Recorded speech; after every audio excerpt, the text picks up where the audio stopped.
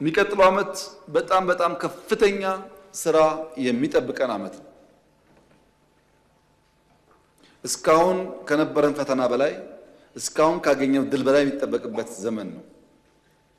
አሁን ከለፋነው በላይ ለፍተን ውጤት ማምጣት ይጠበቅብናል። ቅድም እንዳነሳሁት መንግስታችን የ25 ዓመት እቅድ አዘጋጅቷል፣ ግራንድ ስትራቴጂ አዘጋጅቷል።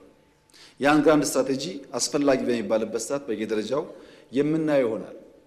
መቼ ምን እንደምናሳካ ግልጽ ፍላጎት፣ ግልጽ አቅጣጫ አስቀምጠናል። ምንፈልገውን እናውቃለን፣ ምንጓዝበትን መንገድ እናውቃለን።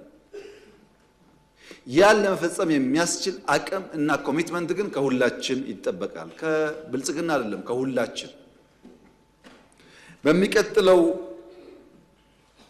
መንግስት በተቻለ መጠን ሻል ያለ ቁመና፣ ሻል ያለ ብቃት ያላቸው ኢትዮጵያ ማገልገል የሚችሉ የኛም ያልሆኑ ሰዎች ቢሆኑ ተባብረን ተደጋግፈን እየተከራከርን ግን በጋራ እየሰራን ኢትዮጵያን ለማበልጸግ የምንጥር ይመስለኛል።